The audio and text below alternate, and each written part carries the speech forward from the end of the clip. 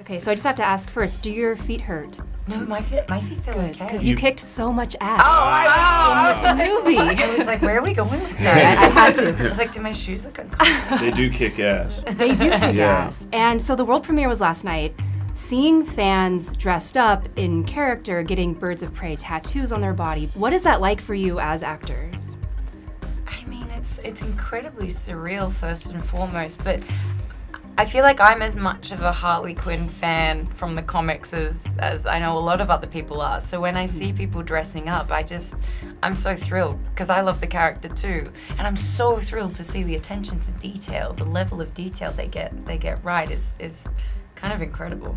Yeah, it's a responsibility. It's the first time I felt that way as an actor, that usually I've played characters that are just made up and, no one has an opinion. It was the first time I played a character, and you've done this a few times now, where people have an idea about them or want to see them a certain way. So that's an interesting thing as an actor, to try to bring your own take, but also respect the origins and the comics in this scenario. Because they are, bad, but also good and exciting characters. Is there something that you think fans should even emulate?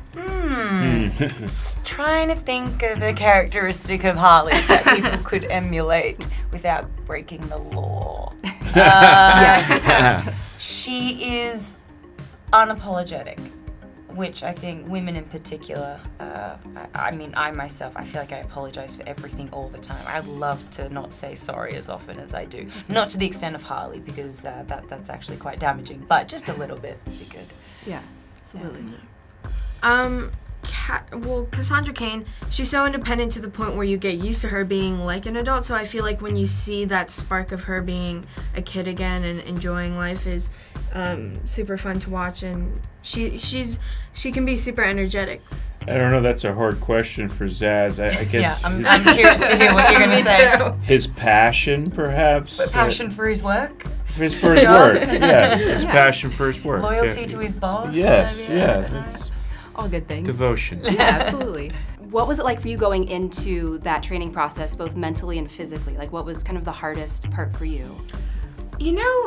It was thrilling. It really was. I mean, I don't think I was emotionally and mentally prepared for how challenging it was. I went into it being like, yeah, bring it. I'm going to kill this. And then on day one, I was like, I can't walk. This is so painful.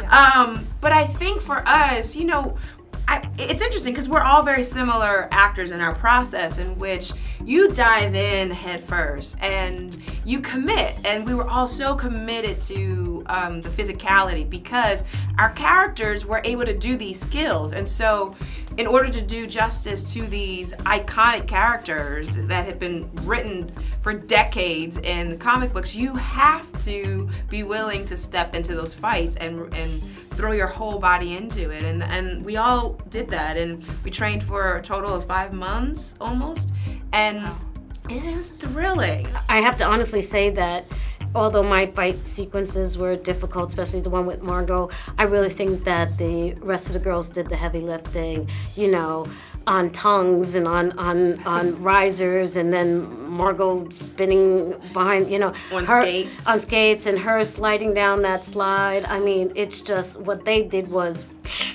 blew me away. For everyone, I mean, Rosie is so tough. Like, she'd get injured, she'd go off set, they'd pop her knee back into place, she'd come right back on. She never once was like, I'm taking a break. She just was there, ready to do it. It was so game, and everybody was. And I think we all approached it with the same mentality, which was like, we're here, we want to do this justice, we want to do this well, and we want to support each other in the process. And it was amazing. Working with the DP, Matthew Libatique. Yeah.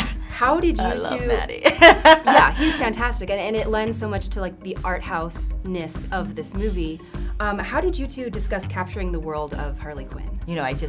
We have very, I think, similar taste in movies and the way that we wanted to shoot it. We really pushed and took some risks in terms of the camera work, of, not cutting away, but kind of staying and lingering, trying to create these very complicated shots. And also just the look and feel of it, that it's a little soft and smoky, and yet vibrant at the same time, and full of texture, and grit, and the grain that we use and all of that, yeah. How do you feel being attached to this legacy? I mean, it's really humbling and a lot to think about, really, and to digest. And hopefully, it's just the beginning of a lot of things. And this is a huge year, I think, for female directors. And hopefully, it's like a great kickstart to that. Yeah. Yeah, absolutely. Awesome. Well, thank you so much. Congratulations again. Thank you. I Thanks really so appreciate much. it.